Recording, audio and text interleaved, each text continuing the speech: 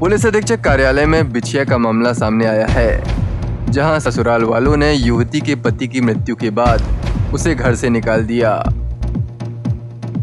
और युवती को पति के संस्कार में भी शामिल नहीं होने दिया। युवती के भाई व पिता के साथ भी मारपीट कर घर से भगा दिया, जिसकी शिकायत लेकर युवती पुलिस अधीक्षक के पास पहुंची।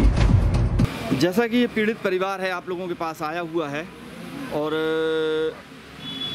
क्या इंसाफ मिलेगा इनको इसमें?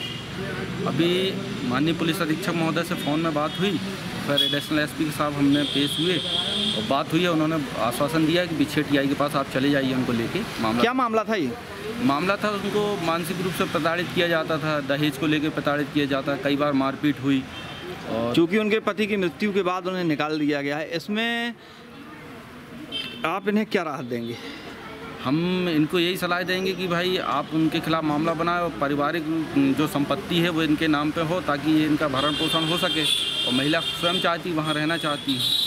सर, आप भी ये जानते हैं, हम भी ये जानते हैं कि अगर आपराधिक मामला है तो पुलिस के उसमें रहता है, पुलिस उसको निपटा सकती है। चूँकि यह घर का मामला है, इसमें आप यह परिवार परामर्श केंद्र नहीं भिजवाएंगे इनको? परिवार परामर्श केंद्र के पहले बहुत सी कार्रवाई इन्हें कर चुकी हैं। एक दो बार एसपी कंप्लेन, चूँकि उसी घर में बड़ी बहन ब्याही थी, इसलिए कई बार आपसी समझाई दे जा चुकी है, लेकिन कोई उचित निर्णय नहीं निकला।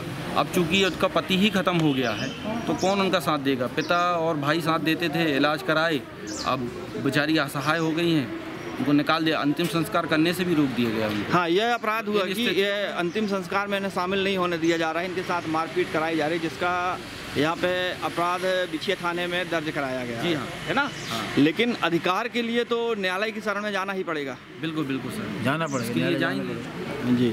अभी तो एडिशनल साहब ने बोला है कि ये आश्वासन दिया हो, कार्रवाई हो भी रही है जी। और कल तक देखते नहीं होगी तो आगे देखेंगे फिर। क्या घटना हुई है आपकी बच्ची के साथ? वो मेरी बच्ची बिछिया में ब्याही है, संजय कसार की तरफ। अच्छा। और उनकी कुछ दिनों से तबीयत खराब चल रही थी, दमान की। हाँ, ठीक है। तो उनका इलाज पानी वगैरह भी तो यहीं हुआ है।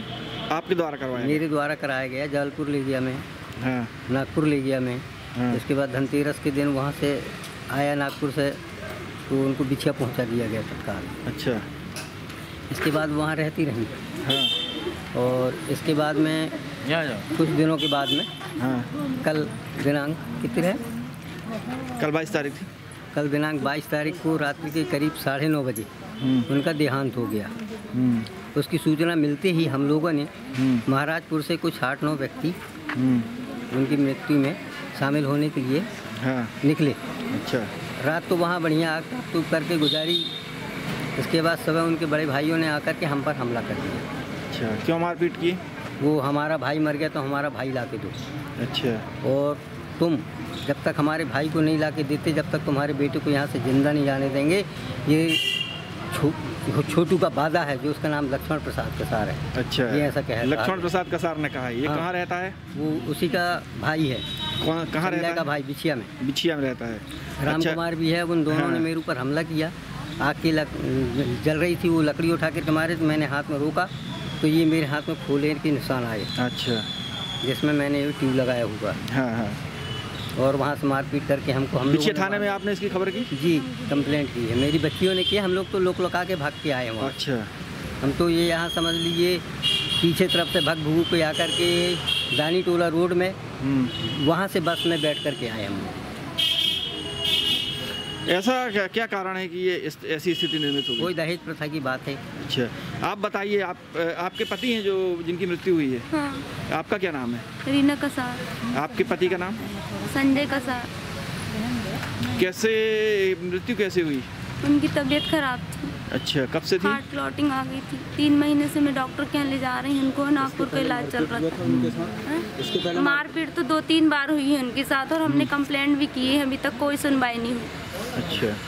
और पारिवारिक विवाद चल रहा था, हिस्सा बंटवारा 3 भाई थे, उन लोग तीनों ने सब कुछ धर लिया और उनको कुछ भी नहीं दिया। और जिस मकान में हम लोग रहते हैं उस घर में स्टे लगा हुआ है अभी, और हमारी नंद लोग ने स्टे लगाया था कि हमको उस घर में हिस्सा चाहिए। तो इनको बोलते थे कि आप वो वाला मकान खाली करो, जब आपको हिस्सा मिलेगा। इनको हिस्से में कुछ भी नहीं दिया गया।